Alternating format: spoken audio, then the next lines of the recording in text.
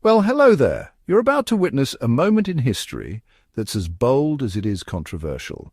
If you've noticed the world getting a little more intense lately, you're not alone. Tensions are rising, and the headlines seem to get more dramatic by the day. In September 2025, the United States made headlines by ditching the Department of Defense name and reviving its old title, the Department of War. This wasn't just a bureaucratic shuffle, it was a deliberate move that sent shockwaves through the global community. It's not just a rebrand, it's a statement, a declaration that the US is embracing a new, or perhaps old, philosophy about its place in the world. The Trump administration, with Defense Secretary Pete Hegseth at the helm, wants the world to know America is done with subtlety. They're not interested in sugarcoating intentions or hiding behind diplomatic language. The new name signals a shift from passive defense to active, unapologetic strength. It's about projecting power, not just protecting borders. This isn't just a bureaucratic tweak, it's a cultural shift, a change in mindset that will ripple through every level of the military and government. It's a global message. America is ready to use force, not just deter it. The world is watching, and the stakes have never felt higher. For decades, defense implied peace was the goal, even if it required a massive military. The language was careful, almost reassuring. Now, war suggests readiness and maybe even eagerness to use military power. It's a word that doesn't hide its intentions. The move has been brewing in Trump's circle for years, a throwback to a more aggressive era. It's a nod to the past, but also a challenge to the present. What started as an inside joke, War Department in email signatures, has become official policy. The irony is gone. The intent is clear. It's a bold declaration, turning a name change into a global signal of intent. The world's leaders are recalibrating their strategies in response. Allies and adversaries are paying attention. Some are worried, others are emboldened, but no one is ignoring this shift.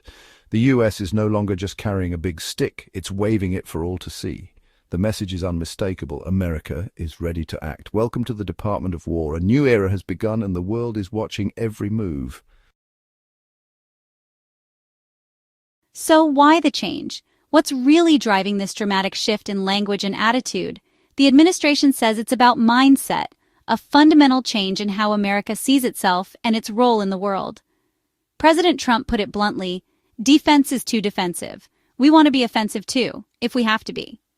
He's not just talking about military tactics, but about a whole new posture for the country. The message is clear. America should be ready to act, not just react, and to do so with overwhelming force if necessary. Defense Secretary Hegseth calls it a return to the warrior ethos, a culture of confidence and dominance, not apology. He argues that this is about restoring pride and a sense of mission to the armed forces. The idea is that America's greatest victories came under the War Department, when the nation was united by a common sense of purpose and resolve. The new name, they say, will recapture that spirit, reminding everyone of a time when American power was unquestioned. It's a psychological play, aimed at both the military and the public, projecting power at home and abroad. The hope is to inspire a new generation to serve and to reassure allies that America is serious about its commitments. The administration wants to end what it sees as wokeness and a culture of hesitation, replacing it with a bold, unapologetic stance. The goal is to project undeniable American strength, both to adversaries and to the world at large. This fits Trump's vision: America, unafraid of conflict, ready to use force to achieve its goals, and determined to lead on the global stage. Supporters frame it as restoring a legacy of strength, a nostalgic return to simpler, more decisive times when America's enemies knew where it stood. Critics say it's history as branding, a move designed more for headlines than for substance. But for the administration, it's about sending a message. America is back, and it's not playing defense anymore. The era of restraint is over. The country is embracing a new, more assertive identity, one that's willing to take risks and make bold moves. The Department of War is here to stay, and with it, a promise that America will no longer shy away from confrontation when its interests are at stake. Not everyone's cheering.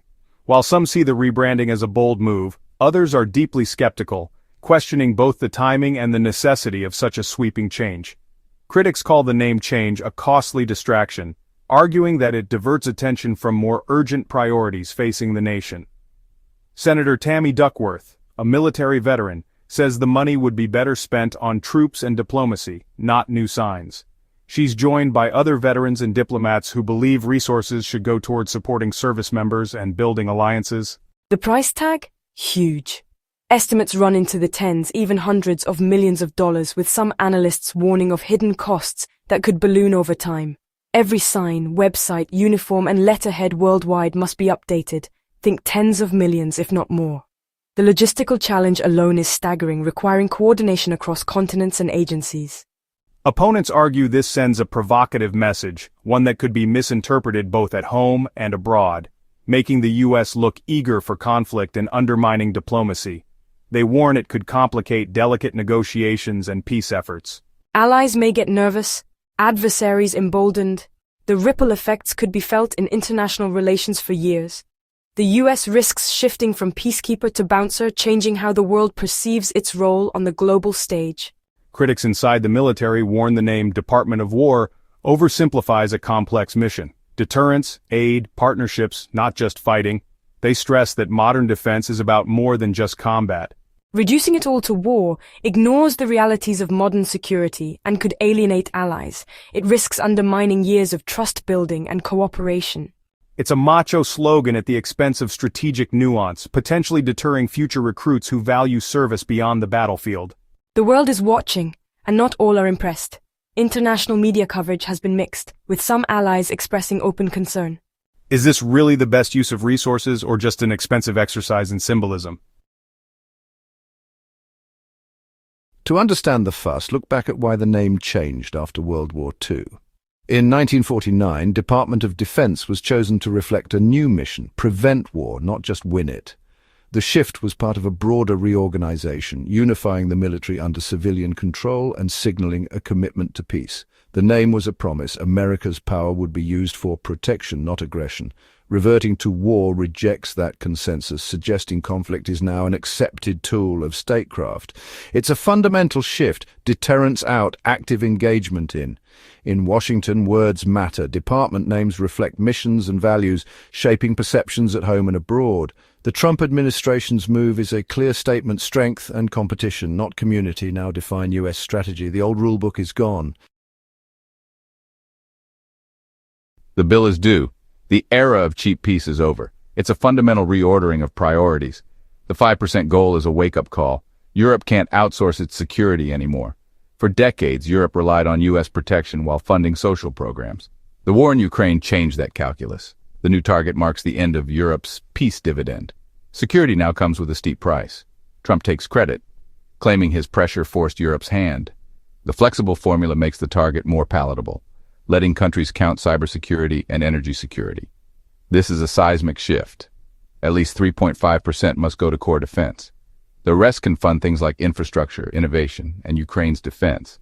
While America rebrands, Europe faces its own reckoning on defense spending. For years, NATO's target was 2% of GDP, rarely met. Now, the bar is set at 5% by 2035. But old tensions over spending lingered. Leaders like Macron and Merz talked up Europe's new responsibility. The June 2025 NATO summit was all about unity on the surface. Threatening trade measures and putting leaders on the spot. Trump publicly called out Spain for not meeting the 5% target. But political and economic realities make it tough. This highlights NATO's central tension consensus on the need for more defense. Western and southern nations lag, constrained by politics and budgets. Eastern European states are eager and meeting targets. The alliance is now two-tiered, frontline states versus the rest. The challenge is keeping unity while managing these divisions. Trump's style ensures it won't be boring. NATO must balance credible defense with internal cohesion. The stakes have never been higher. The world is watching. For Ukrainians, it's not theory, it's survival. The outcome in Ukraine will show if these changes are real or just symbolic. Changing names and budgets is easy. Backing Ukraine for the long haul is hard. The real test is sustaining this support, politically and industrially, over years. This makes aid less vulnerable to political shifts, weaving Ukraine's defense into NATO's core mission. The new NATO rules let countries count aid to Ukraine toward their 5% target, locking in support. At the summit, Trump and Zelensky discussed more U.S. air defense systems and drone co-production, lifelines for Ukraine. Amid all the talk, the war in Ukraine grinds on, driving these changes. NATO now sees Ukraine's security as central to Europe's own. These changes have real consequences on the ground. The Department of War rebrand is part of a broader Trump push to reshape military culture, including reversing base renamings. Some see it as rejecting woke politics, others call it honoring a dark legacy. Meanwhile, the administration is also eyeing Pentagon budget cuts, creating confusion, more aggression but less money. Troops face mixed signals, embrace a warrior ethos, but prepare for tighter budgets. Over 2,000 U.S. troops now patrol Washington, D.C., a new normal reflecting deep political divisions. The line between domestic politics and military posture is blurring. For service members, 2025 is a year of uncertainty and change. They're told to be warriors, but resources may shrink. They'll be on the front lines of whatever comes next. September 2025. The US has rebranded for war, signaling a more confrontational global stance. This isn't just cosmetic, it's a rejection of decades of post-war doctrine. Critics fear it will provoke conflict and alienate allies, but supporters say it projects strength. NATO, spurred by Ukraine and US pressure, is spending more than ever, ending the peace dividend. The alliance could become stronger, but new tensions and militarization are inevitable. Ordinary people will feel the effects. Higher taxes, more military service, and a riskier world. The sense of security in the West is fading fast. 2025 is a turning point. New names, new budgets, new dangers. These moves are attempts to impose order on chaos, but the outcome is uncertain. Will this lead to greater security or just a more dangerous world? All we know, the ground is shifting and everyone's on edge. Good luck, everybody.